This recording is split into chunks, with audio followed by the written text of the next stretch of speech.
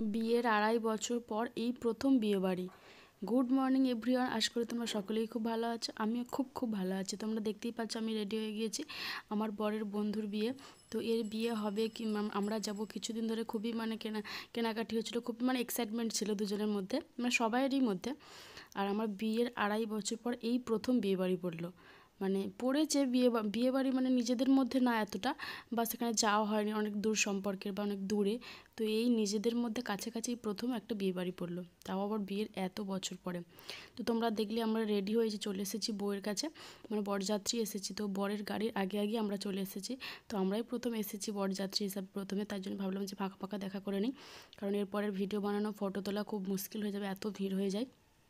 তার জন্য তখন প্রথম চলে এসেছে।